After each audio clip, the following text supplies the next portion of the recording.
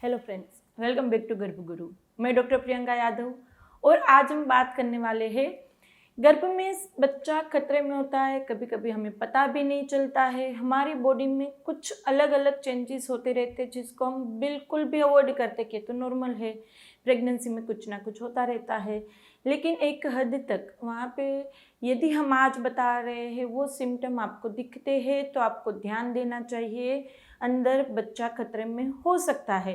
कई बार आपने देखा होगा कि स्पेशली 8वें 9वें महीने पे अंदर बच्चे की धड़कन कम हो जाती है, अंदर बच्चा वहाँ पे नहीं रह पाता है। तो वहाँ पर कभी कभी दिक्कत आ जाती है कि हम प्रेगनेंसी के बाद वहाँ पे बच्चा खो देना पड़ता है। लेकिन यदि आप वहाँ पे छोटे छोटे सिम्टम के ऊपर ध्यान देंगे तो आपको पता चल जाएगा, उसके ऊपर काम कर लेंगे, कोई दिक्कत नहीं आएगी। तो यहाँ पर आज हम बात करने वाले हैं ये 5 सिम्टम। यदि वो दिखते हैं तो आपको थोड़ा सा और ध्यान देना चाहिए, आपके डॉक्टर को बताना चाहिए। वो मेडिसिन में चेंज करेंगे, आप अपनी लाइफस्टाइल में चेंज करेंगे, कुछ ही दिनों में वो चीज़ों में सुधार आ जाएगा। परफेक्ट हेल्दी प्रेगनेंसी, हेल्दी बच्चा। तो कोई भी चीज़ों में घबराने की ज़रूरत नहीं है, लेकिन लापरवाह भी नहीं होना है, हमें ध्यान रखना ज़रूरी है। तो ऐसे कौन से सिम्टम है? सबसे पहला सिम्टम है आपकी बच्चे की मूवमेंट कम होना। देखो यहाँ पर आपका जैसे जैसे मंथ आगे बढ़ेगा तो 5वें 6ठे महीने पे तो बच्चे की मूवमेंट आपको फील होना शुरू होगा।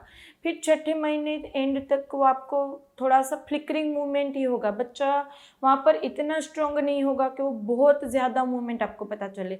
लेकिन 7वें महीने से मूवमेंट बहुत अच्छी हो जाती है। उसकी किक आप फील कर पाएंगे, उसकी जो पैरों की मूवमेंट आप फील कर पाएंगे। दूसरा, वहाँ पर वो पूरा का पूरा घूम जाएगा, यानी कि हर एक तरह की मूवमेंट आप फील कर पाएंगे।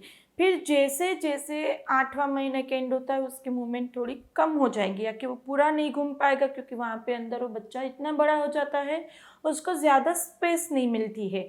हाँ, लेकिन हाथों पैरों की मूवमेंट उतनी अच्छे से महसूस होगी। कभी कभी हम काम के चलते, स्पेशली वर्किंग वूमन इतना अच्छे से ध्यान नहीं देती है, लेकिन बच्चे की मूवमेंट फील होनी चाहिए। स्पेशली यदि कभी कम फील होती है तो क्या करेंगे, बच्चा यदि कम आपका फील करता मूवमेंट तो आप क्या करेंगे, थोड़ा खा लो। कभी कभी भूख के चलते उसको वहाँ पे इतना ग्लूकोज नहीं मिलता है, उसके चलते भी मूवमेंट कम हो जाती है। तो आप अच्छे से खा लो। दोपहर में खाना खाने के बाद, शाम में, रात में, जब भी आप खाएंगे तो कुछ मिनट के लिए उसकी मूवमेंट बढ़ जाएंगी। यदि आपने खाना खाया फिर भी नहीं मूवमेंट बढ़ी, आप कुछ मीठा खा लो फिर भी नहीं बढ़ती है। और टोटली कितनी होनी चाहिए, एक दिन में बच्चा मिनिमम 10 से 12 बार घूमना चाहिए, इससे कम नहीं चलेगा। तो बच्चे की मूवमेंट आप ट्रैक कीजिए, इससे कम हो तो वहाँ पे दिक्कत होती है, इम्यूनिटिक फ्लूइड कम हो जाता है। जी हाँ, दूसरा पोर्शन यही है।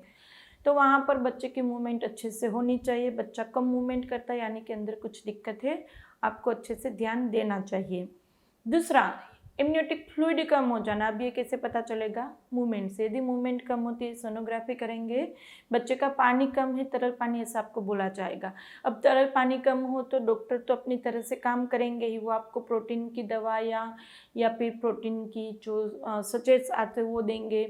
डाइट में भी आप ध्यान रखिए, प्रोटीन रिच पहले महीने से खाइए। अपने हर एक वीडियो में हम बोलते हैं कि प्रोटीन कितना ज़रूरी है आपकी प्रेगनेंसी के लिए, आपकी हेल्दी प्रेगनेंसी के लिए, बच्चे के वेट के लिए, इम्यूनिटिक फ्लूइड के लिए। तो प्रोटीन इंटेक आप अपना अच्छा रखो। नारियल पानी डेली का पी लिया करो। 2 से 3 लीटर पानी पीना ज़रूरी है। थोड़ा सा मूवमेंट यानी कि 10-15 मिनट का वॉकिंग ज़रूरी है। ये सब चीज़ें आपको वहाँ पर इम्यूनिटिक फ्लूइड भी अच्छा रखेगा, आपकी प्रेगनेंसी भी हेल्दी रखेगा। यदि आप ये सब चीज़ें लेंगे यानी कि प्रोटीन अच्छा लेते हैं, नारियल पानी पीते हैं, तो आपको सूजन नहीं आएगी। जी हाँ, तीसरा पार्ट वही है, सूजन। प्रेगनेंसी के दौरान थोड़ी सी सूजन आ जाना नॉर्मल है, यानी कि आपकी स्पेशली 8वें 9वें महीने पे आपकी उंगलियों में, पाँव की उंगलियों में, फेस में थोड़ी सी सूजन आती है। तो सुबह उठते ही रहेगी, फिर जैसे जैसे आप थोड़ा वॉकिंग वगैरह करेंगे वो सूजन चली जाएगी, ये नॉर्मल है। लेकिन यदि वो सूजन पूरा दिन रहती है, ज़्यादा आ जाती है, तो उसको वहाँ पे दिक्कत की बात है। वो आपका बीपी ज़्यादा हो सकता है, आपका अंदर जो न्यूट्रिशन होता है उसकी डेफिशिएंसी बताता है, सोडियम पोटेशियम में इम्बैलेंस बताता है। तो आगे का स्टेप वही है। यदि आपकी बॉडी में अनयूजुअल वहाँ पे स्वेलिंग है तो बीपी चेक कराते रहिए। बीपी में दिक्कत हो सकती है, शुगर में दिक्कत हो सकती है। यदि आपका बीपी फ्लक्चुएट रहता है तो कभी कभी प्री टर्म डिलीवरी हो जाती है, आपकी ब्लीडिंग चालू हो जाएगी, आपका प्लेसेंटा निकल जाएगा, यहाँ से सेपरेट हो जाएगा। जी, एक दूसरा रीज़न ये है कि यदि आपको कभी भी अनयूजुअल ब्लीडिंग दिखे या कभी भी ऐसा हो कि अचानक से आप खड़े होते आपको चक्कर आ जाता है या फिर आपको सांस लेने में दिक्कत आती है, आपको देखने में विज़न में दिक्कत आती है, तो तुरंत अपना बीपी और शुगर आप चेक करेंगे। और यदि इस तरह से आपको अनयूजुअल ब्लीडिंग वगैरह दिखे तो भी आप वहाँ पर अपने डॉक्टर को बताएंगे।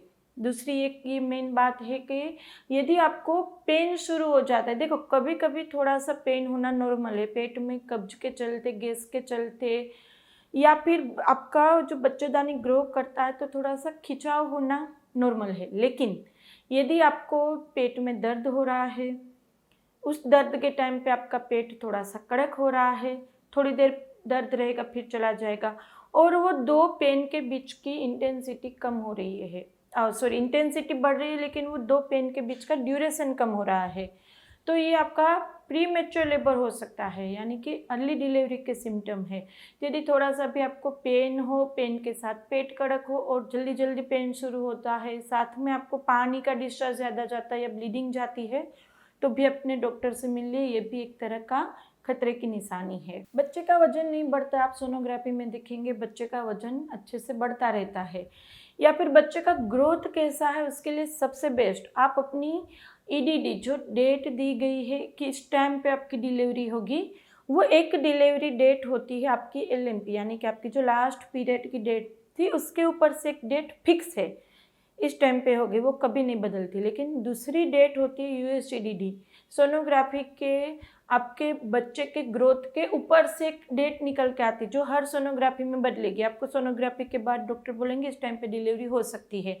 आप अपनी सोनोग्राफी में देखेंगे अभी अल्ट्रासाउंड रिपोर्ट में ऐसा लिखा होगा कि EDD by LMP, EDD by USG, वो दोनों जो डेट होती है वो सिमिलर होनी चाहिए, साथ में चलनी चाहिए। जैसे आपके 22 अगस्त आपकी एलएमपी ईडीडी है तो फिर आपकी 17 हो गई या फिर 25 हो गई, यानी कि 4-5 दिन ऊपर 4-5 दिन नीचे तो चलेगा, एक वीक तक इसमें ज़्यादा दिक्कत नहीं है। लेकिन 15 दिन का दोनों में गैप आ गया, 20-25 दिन का गैप आ गया, तो वहाँ पे दिखाता है कि बच्चे का विकास कम है, तो उसके ऊपर से भी आपको प्रोटीन इंटेक बढ़ाना चाहिए, नारियल पानी पीना चाहिए, लेफ्ट साइड में करवट लेके सोते रहना चाहिए, इससे बच्चे का वजन बढ़ने की संभावना होती है। एक लेवल पे IUGR हो जाता है, अंदर ही बच्चे का ग्रोथ बिल्कुल रुक जाता, ख़त्म हो जाता है। तो बच्चे का ग्रोथ, बच्चे का वजन बढ़ना बहुत ही ज़्यादा ज़रूरी है, और वो आप खुद भी घर पे देख सकते हैं, अपने डॉक्टर तो बताएंगे ही, खुद भी घर पे चेक कर सकते हैं कि बच्चे का ग्रोथ सही है नहीं। तो ऐसे छोटे छोटे सिम्टम होते हैं जिसके ऊपर सिर्फ ध्यान देना है, चिंता नहीं करनी है, आपके डॉक्टर है ही। आपको फिर भी कन्फ्यूज़न आप हमें कमेंट बॉक्स में पूछ सकते हैं, इंस्टाग्राम में Q&A लाइव सेशंस होते रहते हैं, वहाँ पे पूछ सकते हैं। तो प्रेगनेंसी में थोड़ा सा ध्यान रखेंगे तो आपकी प्रेगनेंसी भी हेल्दी रहेगी, बच्चा भी हेल्दी अच्छे वजन का आएगा, तो बाद में NICU में नहीं रखना पड़ेगा। तो आपकी प्रेगनेंसी हेल्दी रहे, इसके ऊपर मेरे चैनल पे बहुत सारे वीडियोज़ है, डाइट को लेकर, पूरे दिन की लाइफस्टाइल को लेकर, नींद को लेकर, हर एक तरह के वीडियोज़ आपको मेरे चैनल पे मिल जाएंगे, वो देखते रहिए। और यदि सब्सक्राइब नहीं किया तो कर लीजिएगा, आपके लिए बिल्कुल ही फ्री है। वीडियोज़ अच्छे लगते हैं तो उसको लाइक एंड शेयर कर दीजिएगा। तो चलिए फिर मिलते हैं, तब तक के लिए stay healthy, stay happy, bye.